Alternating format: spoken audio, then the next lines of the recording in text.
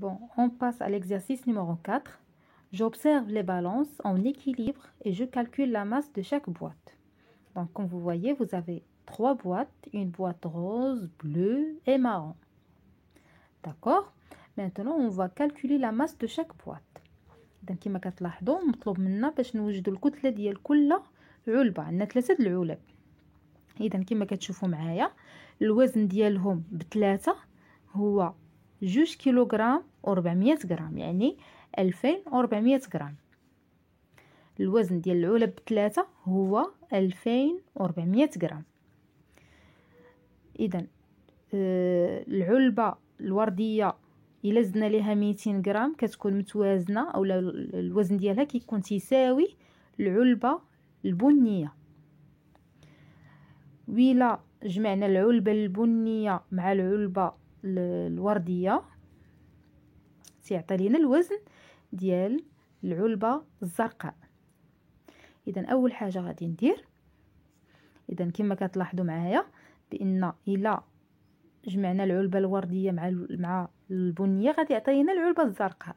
إذا اوتوماتيكمون غادي نشد الوزن ديالهم ب3 غادي نقسموه على 2. إذا عندنا الوزن ديالهم ب3 هو 2400 غرام. 400 مقسومة على 2. 2400 مقسومة على 2 هي 1200 غرام. مفهوم؟ إذا هاد 1200 غرام كما كتلاحظوا معايا عندنا هنايا واحد 200 غرام زايدة. اش غادي نديرو لها؟ غنحيدوها. إذا نديرو 1200 غرام ناقص 200. إذا هاد 200 هذه هي هذه اللي مزيوده مع العلبة الوردية باش نوازنوها مع العلبة البنية. إذا 1200 ناقص 200 ستعطي لينا 1000 غرام. دابا اش غادي ندير باش نلقى الوزن ديالهم؟ غادي ناخذ هاد 1000 غرام غادي نقسمها على 2. غنديرو 1000 مقسومة على 2 هي شحال؟ هي 500. هي 500 غرام.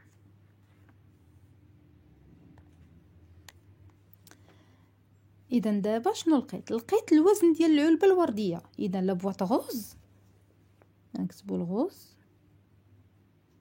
لا بواط غوز 500 غرام، 500 غرام. نشوفوا الشامل اللي عطاو لينا. وعطاو لينا لا بواط مارون هي لا بواط غوز بلس 200.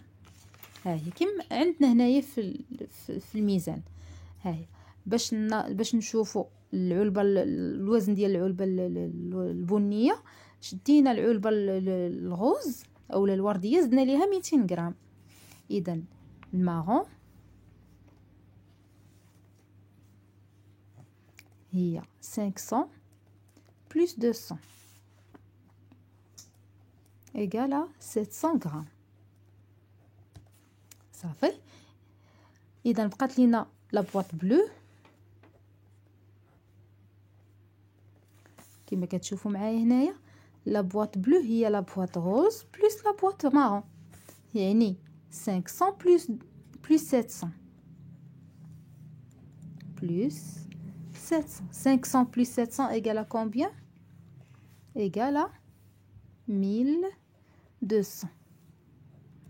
بون اذا الوزن ديال العلبة الوردية هو 500 غرام، الوزن ديال العلبة البنية 700 غرام، والوزن ديال العلبة الزرقاء هو 1200 غرام. إلا درنا 500 زائد 700 هي 1200. 1200 زائد 1200 هي 2400. نتمنى تكونوا فهمتوا هذا التمرين. On passe à la page 24. La page 24. Donc l'exercice numéro 5. Selma a 650 g de farine, 250 g de sucre, 300 g de beurre, 7 œufs et 7 œufs. Donc je calcule la quantité des ingrédients qui lui manquent pour préparer son gâteau. Donc, regardez la recette. Pour préparer le gâteau, il faut 5 œufs, 850 g de farine, 200 g de beurre et 350 g de sucre. Maintenant, on va voir, bien, on va chercher les ingrédients qui lui manquent.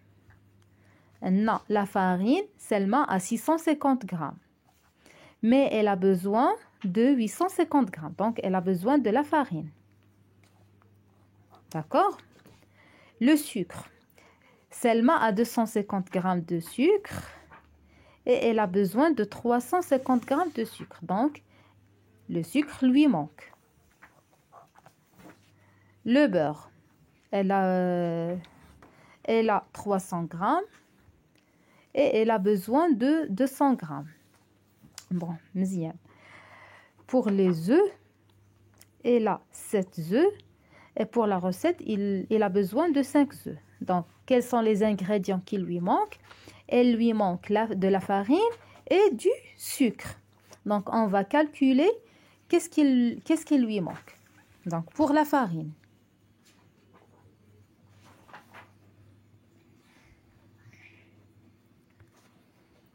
Donc, elle a besoin de 850 g de la farine. 850 moins, elle a seulement 650. Bon, 0 moins 0, c'est 0. 5 moins 5, c'est 0. 8 moins 6, c'est 2. Donc, elle lui manque 200 g de la farine. D'accord?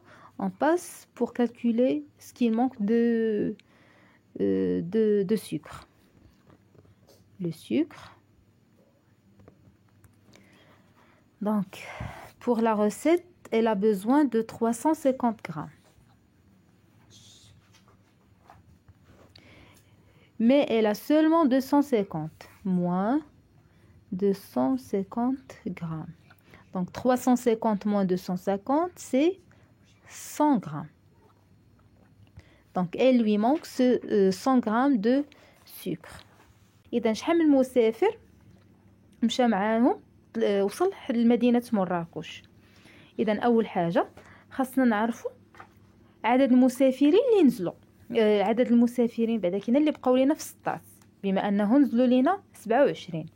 إذا غادي نديروا 58 ناقص 27.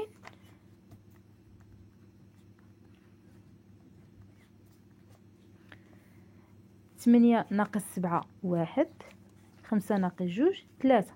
إذا بقاو لينا 31 مسافر.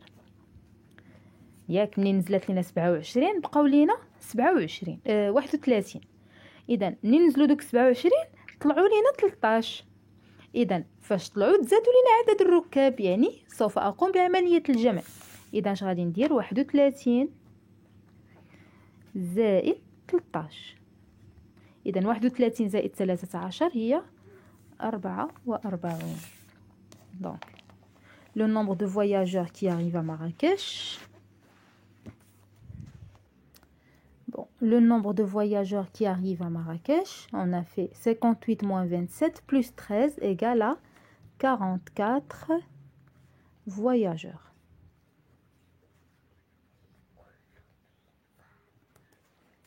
On passe à l'exercice numéro 7. Je pose l'opération et je calcule. يعني غادي نوضعوا العملية ونجزوها. Bon, on effectue la première opération. 8 moins 1, c'est 7. 9 moins 4, c'est 5. 5 moins 3, c'est 2. 7 moins 2, c'est 5. La différence, c'est 5257. La deuxième opération. 5391 moins 2887. 1 moins 7, c'est impossible. 11 moins 7, c'est 4. J'écris 4. 9 moins 9, c'est 0. 3 moins 8, c'est impossible. 13 moins 8, c'est 5. 5 moins 3, c'est 2. Donc la différence, c'est 2504. On passe à la dernière opération. 6003 moins 4999. 3 moins 9, c'est impossible. 13 moins 9, c'est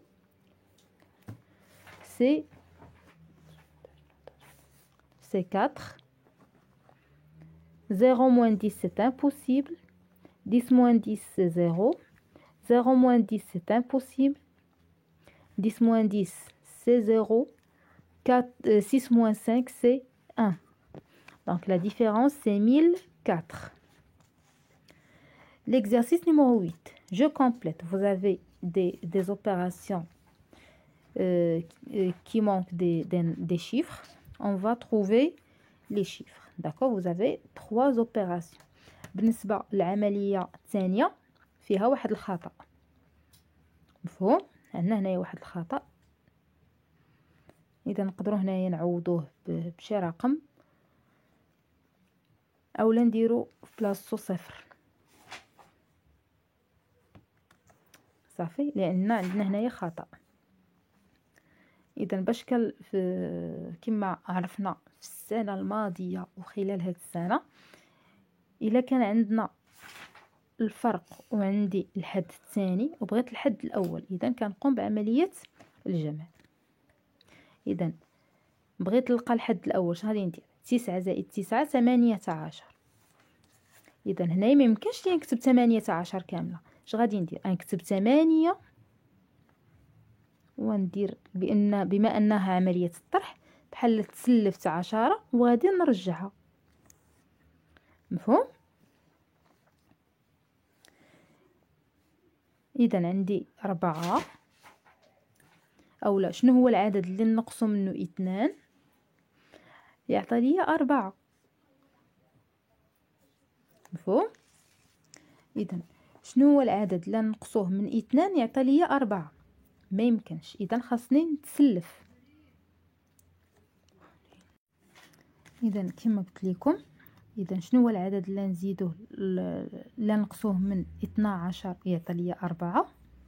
هو 8. هو 8، ولكن ما ننساش بأن عندي واحد الاحتفاظ هنايا. إذا شنو هو العدد اللي نقصو 1 ناقص 8؟ هو 7. إذا 7. هيا 12 ناقص 8 الفرق هو 4. إذا 1 ناقص 4 هكا خاصني نرجع السالف. صافي، رجعت السالف. 1 ناقص 5 لا يمكن. نتسلف وعاود ونرد السالف. 11 ناقص 5 هي 6. مفهوم؟ إذا شنو هو العدد اللي اولا كما قلت لكم قبيله، باش نلقى الحد الاول غندير الفرق زائد الحد الثاني. 2 ناقص 2 زائد 7 اولا 6. 2 زائد 6 هي 8. اذا 8 ناقص 6 الفرق هو 2. نمروا العمليه الثانيه. كما قلت لكم هنا راه عندنا واحد الخطا. عطاو لينا الفرق والحد الاول والحد الثاني. حنا غادي نلقاو الحد الاول كما قلنا في العمليه الاولى. باش نلقاو الحد الاول دائما الفرق زائد الحد الثاني يعطينا الحد الاول. 4 زائد 6 10. غنكتبو 0. اذا ما يمكنش ليا نكتب 10 كامله، غنكتب 0 وندير الاحتفاظ وننزل السالف، لان 0 ناقص 6 راه لا يمكن. نتسلفوا 10 وغادي نردوها. صافي. اذا 2 زائد 6 هي 8. صافي. 8 ناقص 6 هي 2. 8 زائد 3 هي 11. نكتبو 1. ما يمكنش نكتبو 11 كامله كما كتعرفوا. اذا نتسلف ونرد السالف. هي 11 ناقص 3 هي 8. اذا واحد العدد نقصو منه هاد السالف هذا يعطي لي 0 هو 1 مثلا. 1 ناقص 1 هي 0. يمكن لكم ديروا هنايا 7 ناقص 1 6 اولا 8 ناقص 1 7. المهم انايا اختاريت ندير 0. صافي. بالنسبة للعملية الأخيرة، هنايا ما عطاوش لينا هنايا الفرق، ما عطاوش لينا العدد ديال الحد الاول. المهم نقدروا نديروا هنا اي عدد يمكن لينا نخدموا به، عندنا الحريه ديالنا. اذا 0 زائد 7 هي 7. 7 ناقص 0 7 ناقص 7 تساوي 0. 4 زائد 0 4. 5 زائد 3 8. مثلا شي عدد نقصوه من 4، مثلا 5 ناقص 4. 5 ناقص 4 1.